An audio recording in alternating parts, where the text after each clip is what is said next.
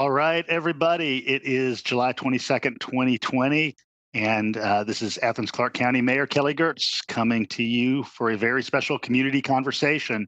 I feel fortunate. I feel like I'm back at home in some ways tonight because I'm surrounded by Clarke County School District administrators and policymakers. And so tonight we have with us Lawrence Harris and Brannon Gaskins, who are administrators in the district. We have Superintendent, Dr. Xernona Thomas, and we have School Board President, Dr. LaKeisha Gantt. And so I'm really glad that they joined us. We're going to talk a little bit about this time in Clarke County in public education, the experience that we've had over the last many months all together. Many of us here are parents or caregivers. And so we are all in this together with you, the public, and undergoing some of the same challenges. We will talk about the road ahead and some lessons learned. But I want to begin at least giving everybody a chance to introduce themselves, talk just briefly about your role in the Clarke County School District and what your professional background was before you were in the position you're in now. And just in the order on my little screen here, I'll begin with Lawrence, since you're the first head I see. Lucky me. Thank you, Kelly, for having us. My name is Lawrence Harris. I'm the Chief of Community Engagement and Strategic Partnerships for the Clarke County School District. A little bit about myself. I've now been in Athens for a little over 10 years. My career in education started at Clarke Central High School. I was a college advisor for 2 years there, and then I went on to become the CEO of our Athens Community Career Academy. And more than recently, in 2019, at the end of last year, I became Chief of Community Engagement Strategic Partnerships. So I oversee our family and community engagement department, as well as our communications and our work with Athens Unified Government and our amazing other partners here in town. And we are fortunate to have you. I remember meeting you, Lawrence, for the very first time. I think when you were in the running for that CEO position. I was at a dual enrollment training over at the Georgia Center, and you were with Mark Tavernier, and you were going out to the restroom, and he said, "I think he's the one." And so I'm glad you were. So good to have you with us, Dr. Gantt. Yes, my name is LaKeisha. I am currently the president of the school board.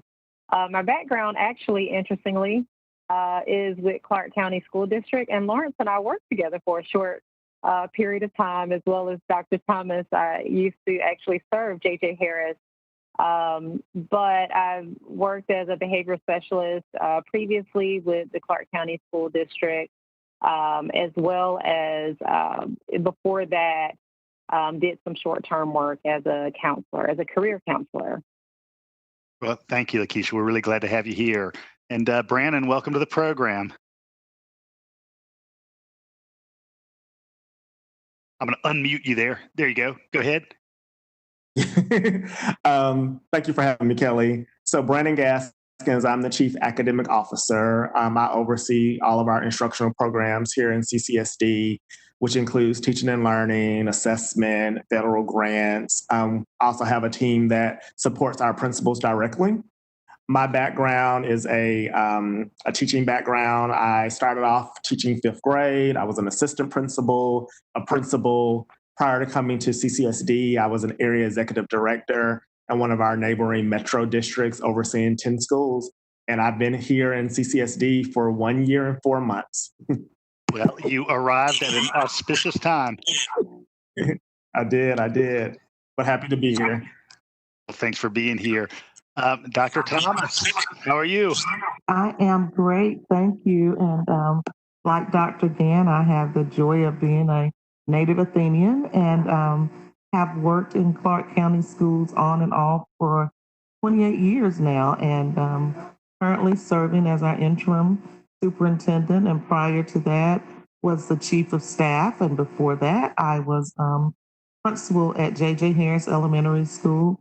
Mayor Girtz and I have worked together. I was a school social worker for Clarke County schools almost 30 years ago. So I have worked in various capacities with the school district, and then also have the pleasure of being a parent of one Clarke Central graduate and one that hopefully will graduate this year from Clarke Central High School. So Well, we're so glad to have you here, Dr. Thomas.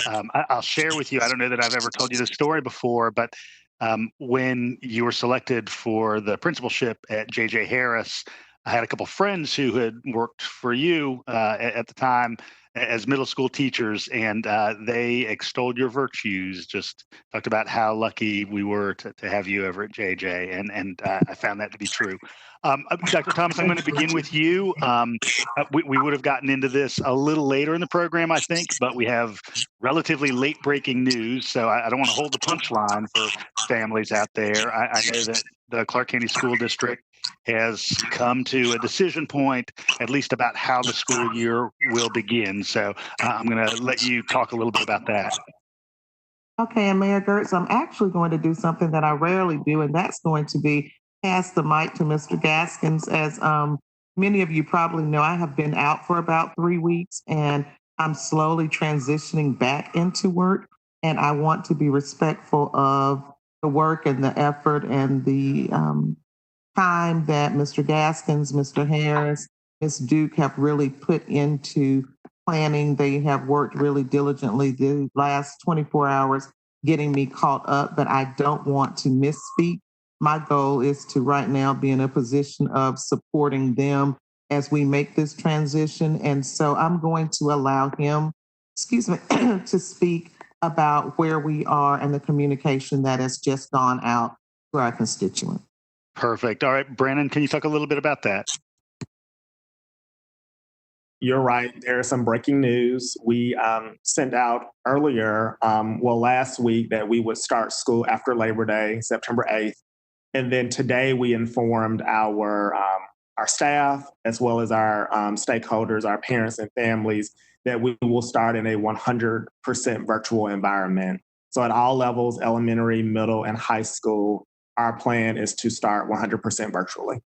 Okay, and certainly this is in concert with what many other districts are doing too. I think we've heard Atlanta Public and others are kind of on the same page.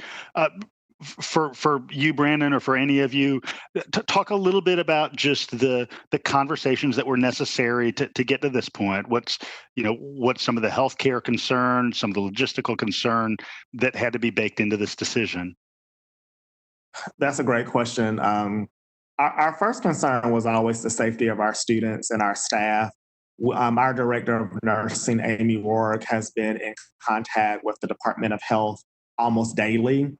And we have really used the Department of Health as well as the Georgia Department of Education's guidance to help us make the decision. And what we learned is that if we opened our schools, there would be a lot of interruptions in learning. If a student came to school sick, if a teacher came to school sick, that would really put a halt on instruction, as the guidance was kind of spelled out for us. So that was something that we were really concerned about. Also, as you know, the delay in testing results. So not just knowing if you are positive, but not knowing if you're positive, and then what impact that has on you as a teacher, as a bus driver, as a parent of a kindergartner. So the safety was pretty much one of our major concerns. The other concern as we look at instruction is really being able to be prepared for an in-person or a distance learning environment. So we were able to make the decision to move back to September 8th, and we think that is going to give our teachers a lot of time to plan for whatever instruction is going to look like. And I am very comfortable as well and confident, as well as our cabinet members, that going to a 100% virtual environment and having about 6 weeks for our teachers to really plan for that is going to put us in a way better position than we were in March. And that was also part of our conversation. And then just logistically, the operational parts about ensuring that we had PPE for staff and students. There are so many what if scenarios, and we just really, really wanted to be prepared. And we did not feel 100% confident that in-person instruction was going to, be executed in the way that we thought to keep our staff and our students safe. Yeah, thinking about my own 12 years in the classroom, I can't imagine what it was like for teachers, to find out on March 15th that, well, we're getting a bonus week of spring break, but in that bonus week, you need to figure out how to instruct completely virtually in a way that you hadn't prepared for at all. So just kind of rolling back the clock briefly, and Dr. Gantt, I'll begin with you as sort of policymaker and parent too. If we were here on March 15th, what were your thoughts at that point when we were trying to figure out how to pivot so quickly? Well, I think as a parent, since that's really my first hat, I was really just trying to make it through the week. As many parents, I was still working. And so I was working, ended up transitioning home, but certainly still expected to transition just as quickly as the students, as my kids are transitioning. And so it was a bit of a March and April are a bit of a blur. And so, I'm sure like many instructors and teachers and faculty, you just sort of went into crisis mode and trying to deliver the best instruction that you could. But honestly, as a parent, my first concern was the well-being of children, my children and other children, and actually as an instructor as well. Really the well-being of the students that I was serving, because there was a lot going on, and certainly with the things that have happened over these past 6 months, particularly, there is a psychological toll that it takes on students, on children and adults. Yeah, and certainly as somebody who's been a professional caregiver, I imagine you recognized just the way that toll mounted over the weeks. I mean, I'll share. I think it took me about 3 weeks to even forget what the names of the days of the week were called. That sort of became one big blur in my mind. Dr. Thomas, turning to you, as you think about that March, April, early May period, and we now have a little bit more lead time to get ready for the September 8th start. What did you recognize as the biggest instructional challenges? I think that, and Dr. Gantt hit it, as did you, Mayor Girtz, was initially no one understood the permanency of it. So I think every day you thought, oh, it'll just be another couple of days. It'll just be, next week. And none of us initially, I don't think, anticipated the long-term ramifications of this. And so in Clarke County, we, of course, have spring break early. So we were also always like a week or 2 weeks ahead of other districts in our area. And so initially it was just kind of, okay, well, let's just, do what we need to do to get through the next week or the next 2 weeks. And, thinking and planning initially to just make sure students had something to eat, just your initial basic human needs. So it's basic. Do we have people to take care of the kids? Are families prepared to take care of the kids? And then our conversation quickly starts into, okay, what are we going to do about instruction? And that's when Mr. Gaskins and his shop jumped in. Mr. Harris and his team were already on we're going to feed them. We're going to make sure that the basic needs are met. But then we really had to start thinking about, what does instruction look like? And, oh, goodness, what do we do about assessment? What about curriculum? And realistically, we aren't designed, all of us, we have Google. We have Google Hangout, Google Classrooms. But as a traditional school system, we didn't walk out the first week of March expecting to totally have to transition our way of instruction to a virtual way.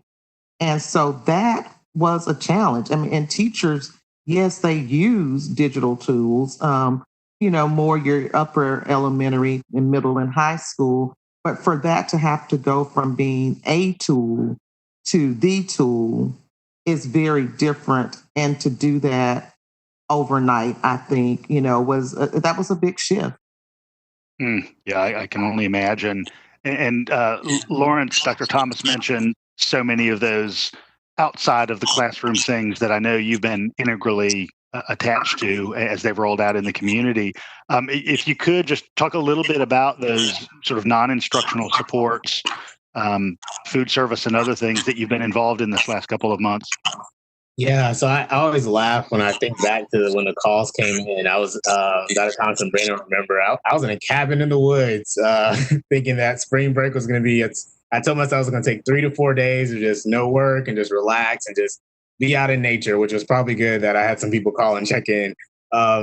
So I think initially in March, and it's crazy to think back that it's been that long ago now. I mean, I think to Dr. Thomas's point, one of the first things we thought about, I think even second to instruction, was how do we provide the students with those additional supports they're going to need as far as access to meals, access to certain resources and tools that we know our kids access in our schools. And so I had the pleasure of working with our director of school nutrition, Paula Farmer, and our director of transportation, Mark Weaver.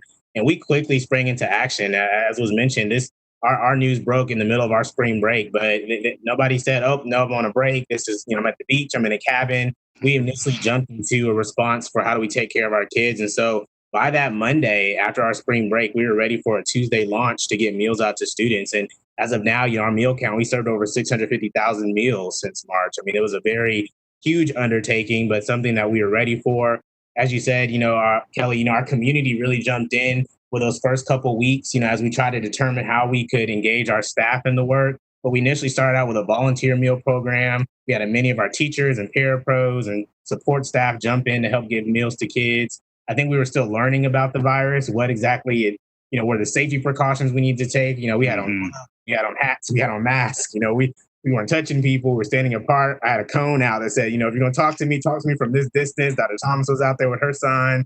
So I think, we were trying to adjust as fast as we were getting information.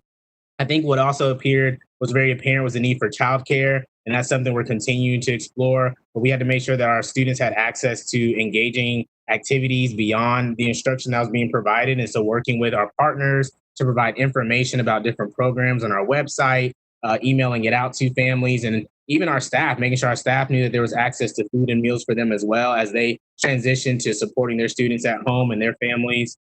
So there were a lot of different areas that we had to adjust to, but I was very proud of our efforts because I think we jumped into action pretty quickly, and then we sustained it. And to Dr. Thomas's point, I don't think any of us knew how long this was going to last. I think it was people in the beginning, it wasn't even called a pandemic, right? Like it was like, the virus was happening. We were told to be safe. And then eventually the word pandemic got thrown out, and then it became a true global pandemic.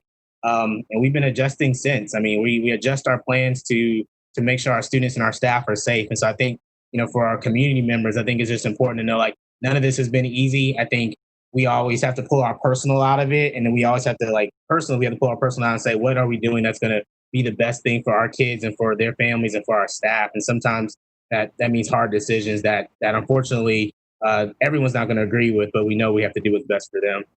Yeah, I was so impressed back in the spring how quickly people volunteered to do that food distribution. I mean, it really was a full community collaboration that made me proud to be here. And I can't tell you how grateful I am for that. I mean, I think the other thing that just I'll observe that I think maybe is underappreciated is really how much a school district is like a complete city in and of itself. 14,000 students, more than 2,000 faculty and staff. I mean, that's a larger population than Tifton or Hartwell or Elberton, just in those individuals intrinsically engaged in the district. And you're doing all of the things that would happen in a city. People are getting fed, people are moving around, there's transportation, you've got to figure out how to do building maintenance. It's a complex web. And so it was impressive to see everybody able to pivot so quickly. Now, of course, as we've alluded to, we've got a little bit more time. Brannon, as you think instructionally, all right, what do the next 6 weeks look like? What are the challenges that are going to have to be addressed by teaching faculty? In your mind, as we pave this road up to September 8th, what do you anticipate happening? So I think the first thing that is a priority for us as a cabinet is really about the social emotional needs of our staff and our students. We will spend some time planning lessons for students as they return. as we remember, we have not seen our kids since March, and a lot has happened to families, and families have been impacted emotionally, financially. So we just want to take some time to make sure that our teachers are prepared to support our students in that way. And then we also want to give some space for our teachers to have the social emotional support that they need. So I foresee part of our 6-week preparation will be around that SEL and making sure that we have lessons and strategies and space in a virtual environment for students as well as staff. One of the biggest things that we do, Kelly, as you know from being an educator, is that we spend a lot of time in the summer preparing for an entire school year in a regular environment. So we've already done that, or we're still kind of like thinking about in a regular environment, how does our new math series roll out? How does our new, writing series roll out? So in addition to that, I think what is going to be important, and we're going to engage our teachers around this feedback, is their needs around adapting that content in a virtual environment. And we know that is not a one-day training. That's not a 1-week training. That's probably a 3 or 4 week training where people are really learning about the capabilities of our Google Suite, that we purchase and support some additional digital platforms that our teachers need in order to deliver content. One of my concerns and the concerns of our high school principals is how do we create, these rigorous classroom environments where our students are still ready to take the ACT and score 3, 4, or 5 on their AP assessments or on their end of pathway assessments. So we're going to spend this time really learning, deep learning around just how we support our students at higher levels. Right, that's helpful. And just on that social emotional front, I want to dig in for a couple minutes into some of the very specific pieces of the population that you have when you're a school district. I would often support students who had a variety of special education designations. And I'll open this up to anyone who's best situated to talk about how those supports will look or can look, or if some of this is still evolving. What your hope for is for a student who might have a specific learning disability, or who might have some cognitive challenges. So I would say, and I would welcome anyone to add to this. Special ed is a big concern for us, as well as like K-2 students, right? In-person instruction for our students with disabilities and our younger students is probably the most ideal instruction. And so as we think about special ed and we think about returning to school, when the environment is better and safer, we want to be able to have our special ed students return first. We just feel like those students with disabilities would learn better in a face-to-face environment. Although our safety is a concern now, when we have better conditions, when our numbers are flattening and going down, our wish and our vision is to have those special ed students return as soon as possible. In the interim, we will do everything we can to meet their accommodations of their IEPs, work with their families.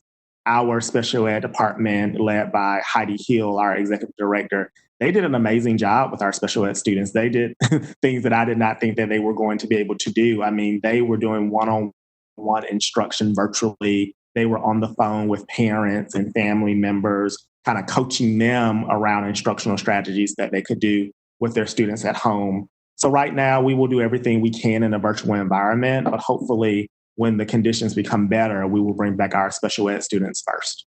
And you mentioned that K-2 population, both for that very young child, and then I guess I would also suggest maybe for that child who's new to the district, what will the handholding look like for those students and those parents who probably have some timidity about their kids being in school at all right now? That is a ever evolving conversation as well. What we want to do is provide some time for our students to actually go to the building and meet their new teacher, and not only meet their teacher, we have devices that need to be deployed. We have materials such as manipulatives that we use in our early grades that need to be deployed to students. So that is something that we're going to charge our teachers and our principals with figuring out. How can we have a modified open house for new students, for students that need materials, so the instruction is effective when they're in a virtual environment. But that is our plan, to maybe have a day or an hour or so where new families, young families, or young families of young students can actually come in, meet their teacher, get all the materials that they need, get some type of coaching around how to access their device and access the websites that they need. So when they are in a total virtual environment prior to September 8th. That's great to hear. I mean, I always worked, well, certainly the last, 7 years that I was in the classroom when I was at Classic City High School, worked in sort of a blended instructional environment. And so I always had some students who were doing some element of their work from home, but because we actually had a physical, actual relationship and we'd had a chance to sit down at the beginning of the semester, that digital work was meaningful in a way that I think it wouldn't have been if I had never physically met the student myself. I will say the other component of the school population and the other piece of the academic life that a couple parents have asked me about, just knowing that we're going to have this conversation, are those dual enrollment students. And Lawrence, you of course worked as CEO of the Career Academy for so long, and so you're familiar with just the inherent support needs in a dual enrollment environment. Even when you've got very bright young people who are gifted and great writers and great users of rhetoric, you don't always have kids who can provide their own scheduling and self-focus, I guess I'll say. What does dual enrollment look like this coming year? And I'm smiling because I actually asked Brannon that question myself yesterday. She has a child that is also dual enrolled. So, we just have two layers of dual enrollment. So we have our partners at Athens Technical College that actually they have teachers on our campus. We have an interim CEO, Dr. Lumpkin Barnett, that has already been in contact. And the great thing about Athens Tech is they're going to modify their schedule and their instructional model to complement what we have at our high schools. So they're going to work side by side with us in a virtual environment. We're going to work with our counselors to make sure that we are having additional touch points with our students. We are going to work out a plan of when a student is not turning in their work, when they're not showing up for a class, like what is the steps that we get those individuals engaged. We're trying to replicate a model that we did during summer school. So in summer school, that was a virtual environment, but we hired extra counselors that made weekly phone calls to parents to make sure that they were on track and getting their assignments done and whatever additional support they may have needed around a change of a device or materials, et cetera. Those individuals that are in dual enrollment courses like at North Georgia or UGA or Piedmont, they would follow the same schedule and instructional model as that of the college or university where they're enrolled. But we would still continue to provide that counselor support to make sure that if they are struggling, which I think all of us who were first-year freshmen or not even freshmen going into college struggled. So we just have to be very intentional about making sure that we're making intentional and scheduled check-ins with all of those students, especially our students that we may not see every day in a virtual environment. That's good to hear. I mean, I've always found that very frequent intentional touch points, like you mentioned, with students are helpful. And that's particularly true in that dual enrollment environment where that Friday assignment due date is a real due date. There isn't the flexibility that your teacher who might be, over at Cedar Central is going to give you. It's just a different dynamic, and getting young people accustomed to that. Those hard and fast deadlines can be a challenge. Again, even for those bright folks. Dr. Gantt, I want to turn to you as a parent, as a board member. We're in this very challenging time that we've talked about tonight, and that obviously has been in conversation for the last several months. But if you would think about our challenges right now, and you would think about those layered on top of the community challenges around poverty and lack of access and the need to do wealth building, if you had to paint the portrait of what do we learn coming out of this, what are the enduring skills that we develop right now? What would you hope to be true 2 years and 5 years from now about Athens and our support for young people based on what we are learning right now? Sure. Well, I think there are a lot of things, but one thing that is sort of on my heart and mind is really understanding the diversity of our community. We have so many parents, and thankfully we have a lot of people who have reached out, be it individually, to the board, I'm sure to Mr. Gaskins and Mr. Harris and Dr. Thomas. But, there are always people that we don't hear from. And so, our jobs, or my role as a board member, let me just speak, even outside of the president's role, is to try my best to take the information that I have and my experiences being here in the Athens community as well, and make the best decision for children, and also for the stakeholders that serve those children. And, so I hope one thing we've learned is to think outside of ourselves. There are so many families, even as we speak, right, that have continued to work through the pandemic for a variety of different reasons. A good bit of it has to do with multiple things, but be it wage gaps, not having fair wages, a variety of different things. Those things make their way into schools. Schools, the district is a microcosm of the community that we're in. And so, more than anything, I hope that we take this time to draw back, to reflect, to make extra efforts.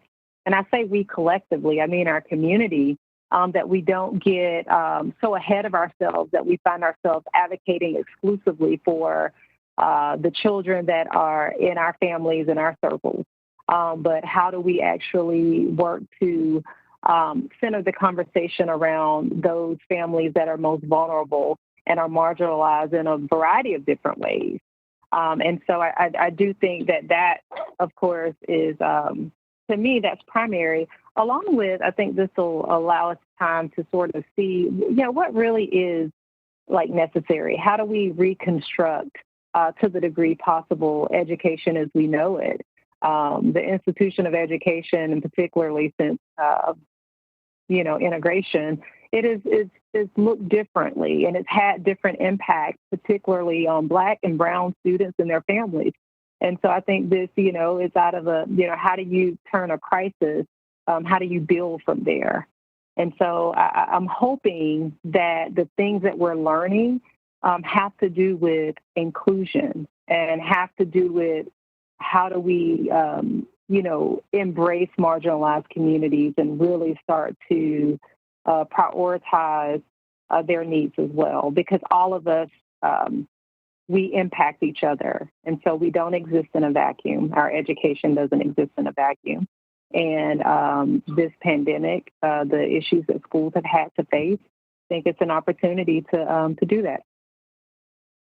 And thinking about that theme of, what's essential, what's necessary, and also that we don't live in a vacuum dynamic.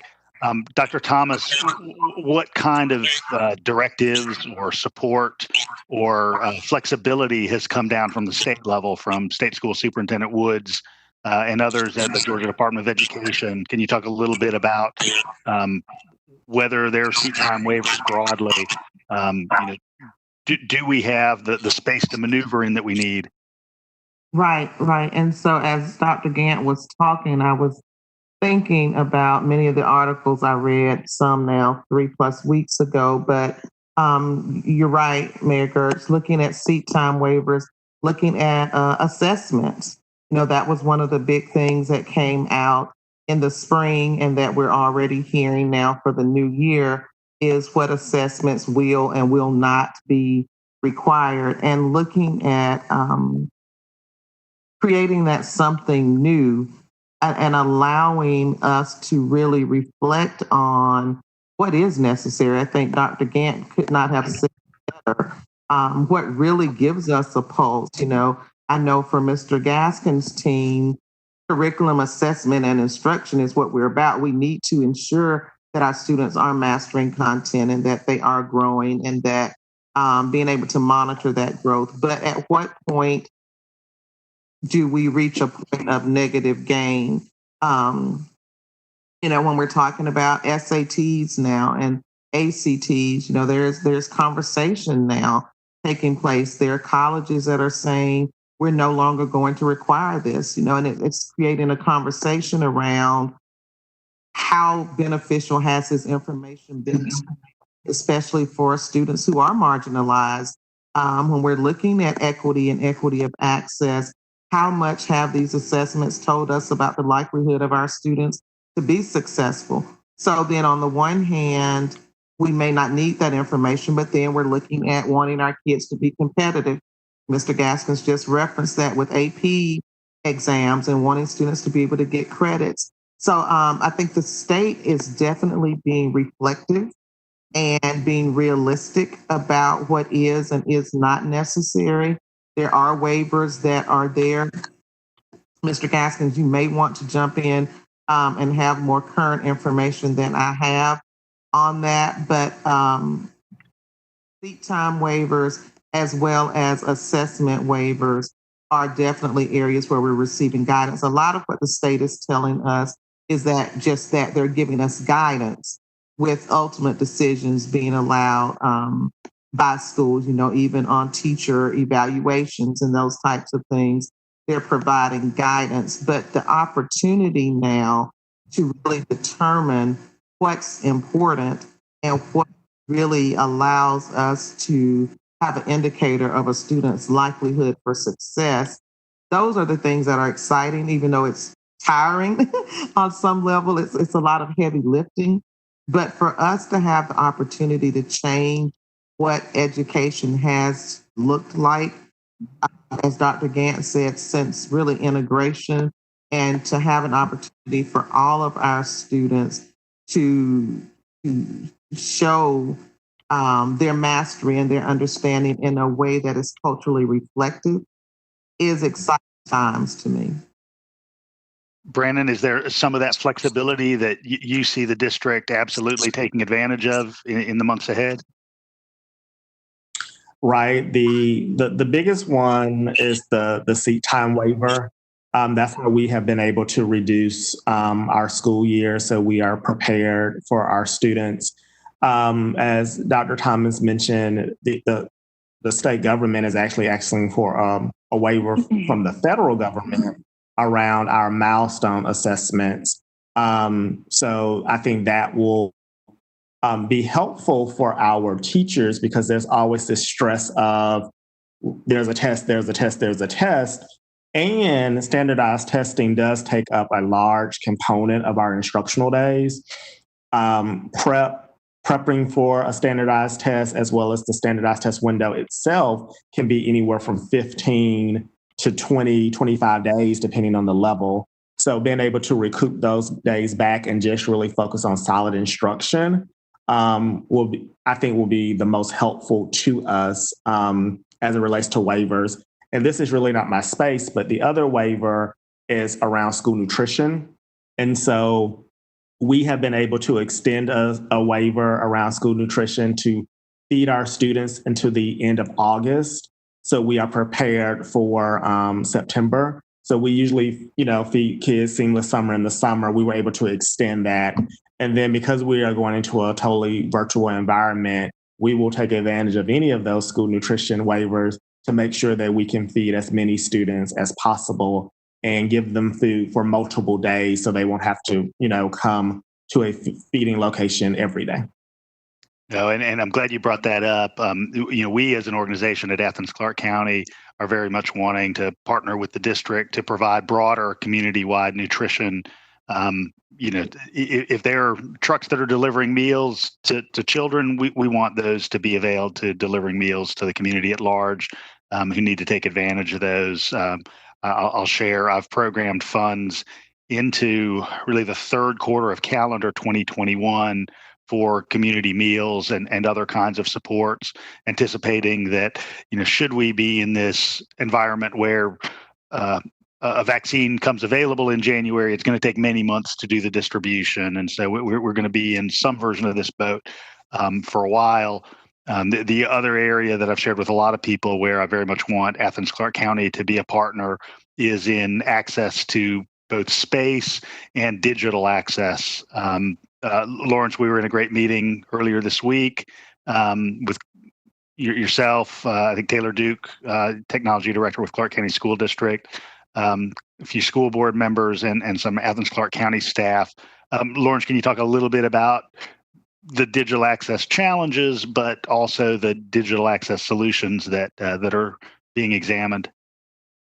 Yeah, I mean, I think it was a great meeting. I think, we recognize that not all students and families have access to wireless internet or I'd say high quality internet at home. And so although you may have access to internet on your device, your cell phones or in your neighborhoods, it may not be exactly what you need, the broadband and bandwidth to support just access to the digital learning and tools that we'll be pushing out. And so the meeting we've had early this week, it's great that, our school district and the Clarke County government will be able to, partner together. We're looking at, how do we provide internet access into those rural parts of town, into our areas and neighborhoods where we know internet access is not readily accessible and readily available. What Mr. Duke shared with us, of course, is that our buildings have Wi-Fi and the capability of expanding it out into our parking lots. That would just take a little bit of modification to our current devices, because as you can imagine, the buildings weren't built for the Wi-Fi to come out of the parking lot. We really wanted to focus them in the building for the student learning.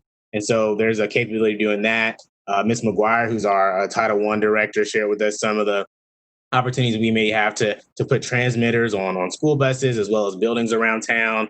I know, Mayor Girtz, some of your folks were able to share some of the locations here in town and maybe some of the government buildings as well as the community centers that we could potentially partner on, providing transmitters and different wireless, I'm just going to call them gadgets. I'm definitely a technology person.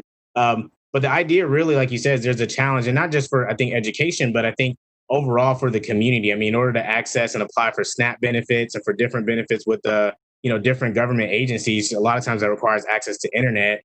And, as much as you can go to some of the buildings to do it yourself, that also then requires access to transportation. And so I think some of what I got out of that conversation on Tuesday or Wednesday, the days are running together now, was that, we really have to be able to bring some of our resources to our people.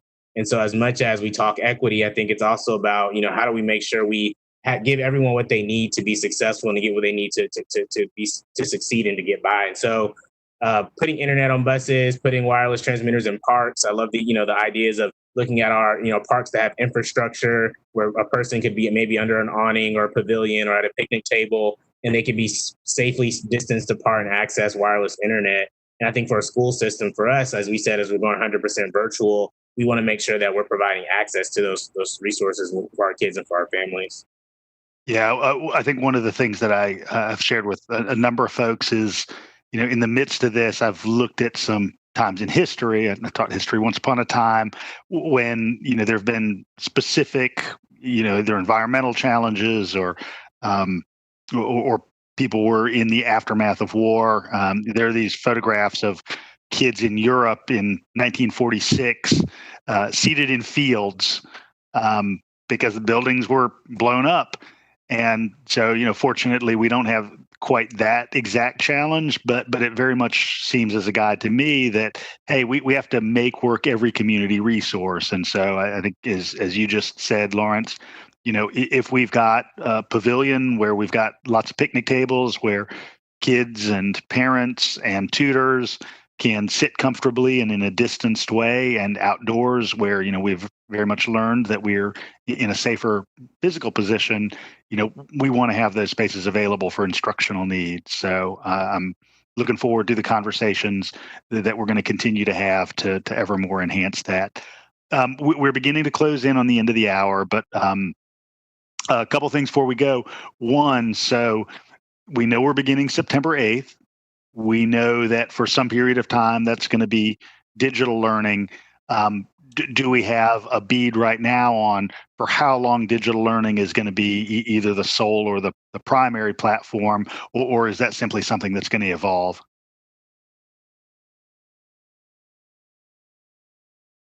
That is something. Am I unmuted? Yeah, I'm unmuted. That is something definitely that is going to evolve. Our vision, our want for parents and staff is to be able to get back in our classrooms as soon as possible. Our director, Amy Rourke, she is also the president-elect of the Georgia Association of Nurses. She is in constant contact with them, with our Department of Public Health. We are looking at numbers daily. As you know, things change daily. So once we feel that we can make a confident decision that our students will be safe, we will alert our families and our staff that we will have a transition of when we will work our way back into the buildings. Hopefully we can do that within 6 to 9 weeks. It is not our desire to be in a virtual environment for the entire semester unless we need to be in a virtual environment for the entire semester. And as you alluded earlier, there may be some students who come back earlier than others based on specific needs that they have. So it sounds like you're looking at all the options.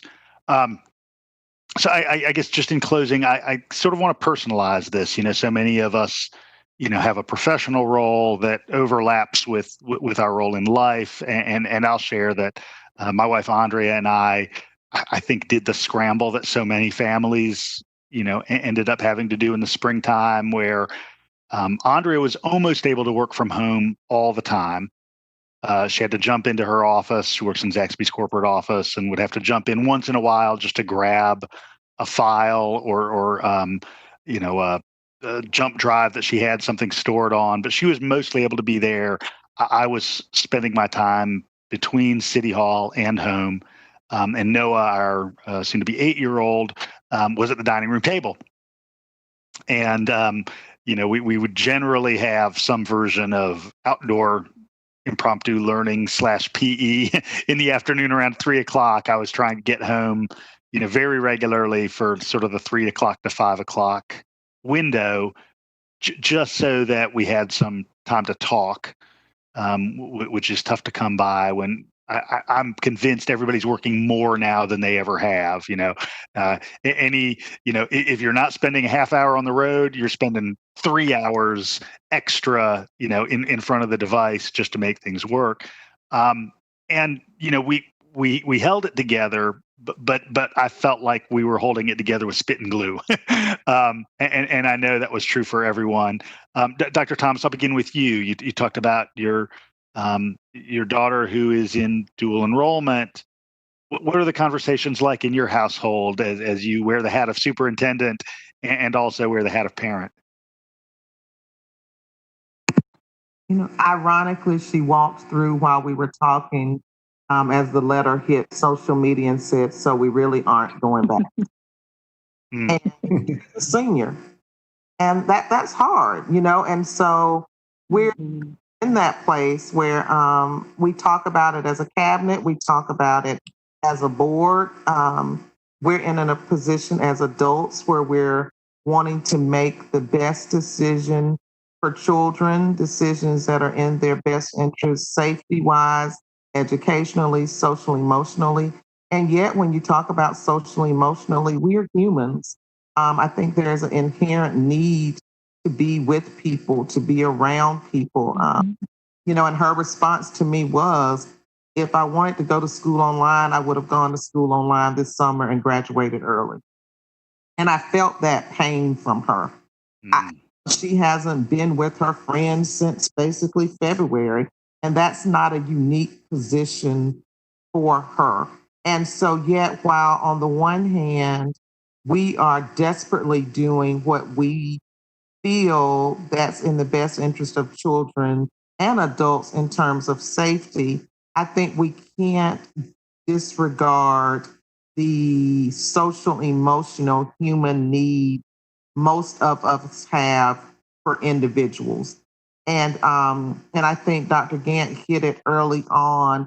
So many times we hear from a loud group, but that loud group can be a very small group. And as a result, we make decisions that are reactive to those that are loudest, but they may not be those with the greatest need. And so even in hearing my own child, she'll be okay.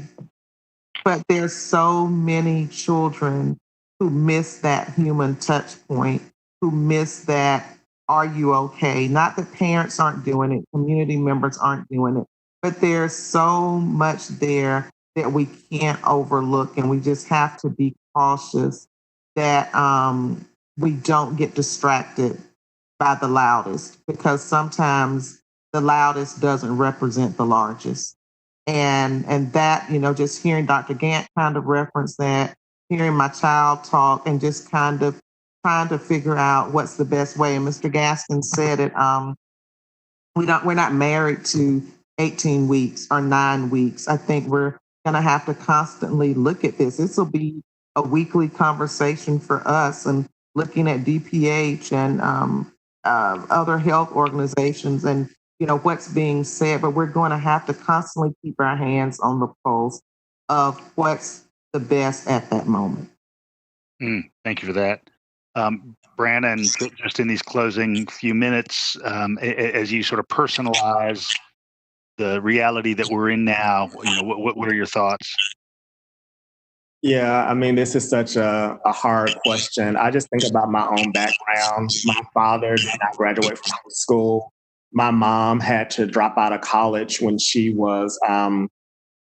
became pregnant with my brother. And so they really impressed upon me the value of education. And I think the reason that I'm sitting in this seat and have had all of the privileged experiences is because of the really solid education that I was able to receive in public school. And I just worry so deeply about kids that look like me or have a similar background as me. Will we be able to provide them with enough so they can have a similar experience of privilege as all of us have been able to experience through having a great education? So that really keeps me up at night. I mean, a good education breaks the cycle of poverty. And I don't want anything to create a barrier for our students to be successful. And although not being in person is a huge barrier, I just want to make sure that we can show up, that I can show up and inspire other people to show up to give students this solid education that can ultimately change their life. Thank you for that, Brannon. I think the fact that you're asking those questions is half the journey. Because I know in so many places those don't even show up on the radar. So, Lawrence, how is your family and those around you doing? Doing well for the most part. I think I just think about to the points that have actually been made. I think just the kids. I think I think about this system didn't work before COVID-19, and so now just being real. The education system in America has been the same for hundreds of years, and so as much as we are already on track with fixing a system, now we're fixing the system with additional stressors, and I think we have the right leaders at the table to address those issues and those problems. So I think if I personalize it, I think about my younger brother who's a seventh grader going to seventh grade at Hillsman Middle School. And, although he's a gamer, he sticks to himself for the most part. He does miss being around his friends. He does miss that social aspect. But I also think about the amazing community organizations we have, like Chesson Community and the different groups that have been really strong partners in helping to keep our kids engaged in enrichment. And I think some of the gaps that we may see of kids who may not be able to see one another in person, if they're in school, we may be able to fill with some of our community organizations and community partners who do really phenomenal work. And it's going to look different, but I think, it may be the time that we have to think outside the box. And so I think I ramble when I think about it just because it seems like there's so much that has to happen. But I think one thing that Athens has, and, I said it when I was back in lead Athens class, like the beauty of our community is that we have such a strong, passionate and active community who wants best for everyone. And just like it says on the Statue of Athena, is that we want to leave it better than we found it. And I love that idea of like, how do we make Athens better than what it was when we first came here? Whether you're, a veteran person who's from here or somebody who's a transient like me and Brannon, how do we make it better than when we got here? So I just want what's best, of course, for my mom and my brother. But I mean, the kids that I see in my neighborhood, even right now outside my window, I just want to make sure they're taken care of. Otherwise, I know my neighbor will be knocking on my door and saying, "Hey, what's going on with this?" So there's a lot of work to do, but we're well positioned to do it. And I just want everybody to know that we're working our hardest, and we stay up real late at night making this happen. So, yeah, I know you do. And we're going to close with somebody who is not a transient, but in fact grew up here. So, LaKeisha, I want to give you the last word. What are you doing in your life to make it through and to help your kids make it through? Yeah, I think to be fully transparent, it's sort of a day-to-day experience. There's a lot of anxiety and stress related to just naturally parenting anyway. But just having conversations, trying to give myself a little bit more grace, trying to give my kids more grace. I mean, we've gone from having structured days to some days it's just like, okay, bedtime. What's a bedtime? That's right. I don't know if anyone is, I don't know if they're in bed. They say they're in bed, and this is a time for, it's time for grace, but it's also time for accountability with our community in a way for us to really look at what do we need to do as a community and what do we need to do differently. I'm one of those kids where my mom worked over 40 hours a week as a CNA. She's still a CNA.